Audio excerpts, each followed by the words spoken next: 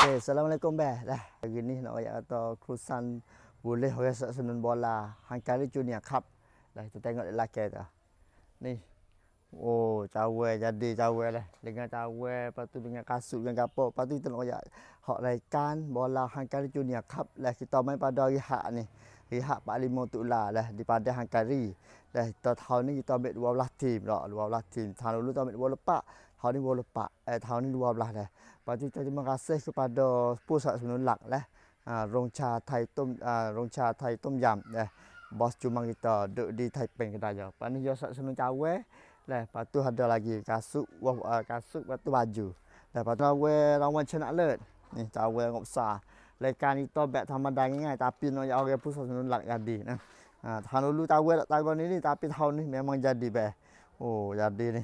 Ni China Alert, Hankari Junior Cup 2025.วันที่เปิดตัวเด้อนี่โอ้บาเกยาดีนี่นี่รางวัลที่2นี่ดูสเกตรางวัลที่3แล้วก็รางวัลที่4เรามีถ้วย4ถ้วยด้วยเด้อนี่รางวัลที่4นี่เด้รางวัลที่4ปรุงมอลเลเด้อlepas tu bubuk merah biar cadai champ ในปีนี้ kita ada juga dah untuk tahun ni panggil hak berde สูงสุดดาวซาวเวอร์ biar berde banyak ตั้งแต่รอบแรกจนถึงรอบชิงเลย ambil dah dah รองเท้าแพนอะไรนี่โอ้รองเท้าฟุตซอลแพนนะบาบูเลเซียlah ada web plastik dah apa ni รุ่นใหม่ด้วยนี่ tengok oh jadilah hak ni pusat nolak kita Rongcha Thai Tom Yam juga ni dia pusat nolak wi kat bawah budak lah hak ni biar boleh dah sawah susuk berde pop banyak dah tahu dah รางวัลสุดท้ายนะเพาะมาโนเลชันก็คือได้ถ้วยได้เงินรางวัลdah lepas tu kita usahakan hati kepada kod.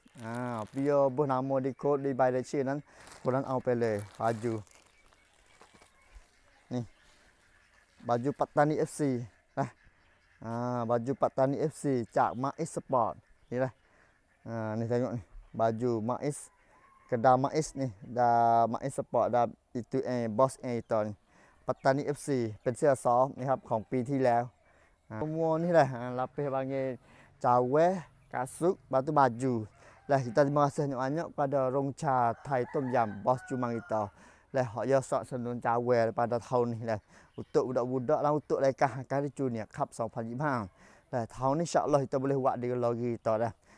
Kali yang keempat dah kita buat ni. Lepas tu kita minta lah pak sokongnya hak pion nak sak senun pak kita boleh lah. Sebab pak kita payah nak plug dan budak tu lah boleh toyot main dekat besar ataupun masuk kalau piraya asyik tiam ke ataupun pergi kalau besar lagi. Insya-Allah lah kita mari tengoklah pada hari tu lah kat mana tim pok mana tu force dak hajar lah. Ya ada semua 3 wilayah dah lah ni. Taning Jala Goro. Goro mari gak tapi ni Nago tak ada selagi. Insya-Allah kalau dak pai kita ada mu kita boleh buat timnya pok kita lagi. InsyaAllah kita cari pusat senun hak yang nak masuk kaki kita jalan bersama. Lepas tu kita nak buat dapat InsyaAllah lah.